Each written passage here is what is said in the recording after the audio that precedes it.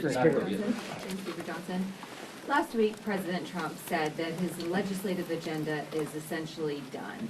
So why should voters vote for Republicans in the midterms if there's nothing left to do legislatively? Well, I don't know which comment you're referring to and in what context, but I'll tell you, I talk to the president sometimes multiple times each day.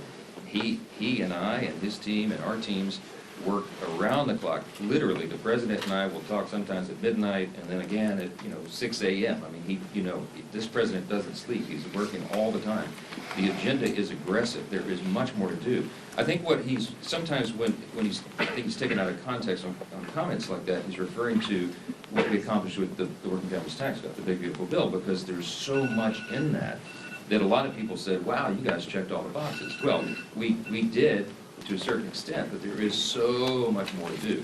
And we're going to have a very aggressive legislative agenda coming right out of the gates in January. We're going to continue to work, for example, on health care, to continue to bring costs down to the American people, to bring down the cost of living overall. You're going to see an aggressive affordability agenda, and we're going to see continued codification of the president's executive orders. He's up to about 200 of those. Probably about 150 of them are codifiable by Congress, and we're working steadily through that list. You're going to see us delivering for the American people while the effects of that giant piece of legislation that we did on July 4th, got signed on July 4th, comes into implementation. So much more yet to do. And the President and I talk about that almost every day, and he's excited about it, and I am. Mr. Speaker, so there's a lot of Republicans who would still like to see health savings accounts set up as an alternative to the premium tax credit. I'm curious, why is that not in this bill? Is that something that's still on the table? Very much on the table. The President likes the policy as well. I see my doctor colleague, Dr. Weeks, is nodding in agreement. The Docs Caucus is the Chief Doctor's Caucus in the Republican Conference works on these things, and I think we could get broad consensus on that.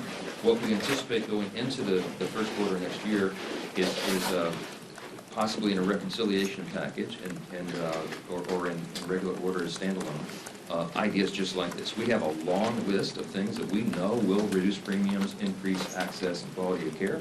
And again, we're the only party that's going to be bringing that forward. The Democrats have zero ideas, zero concepts, and zero legislative plans on anything they'll propose other than just subsidizing the broken system. So there's going to be a stark contrast between the two parties. That'll be a big part of it, and I think you'll see a lot of that discussion going forward. Yes, ma'am. Just to follow up on that.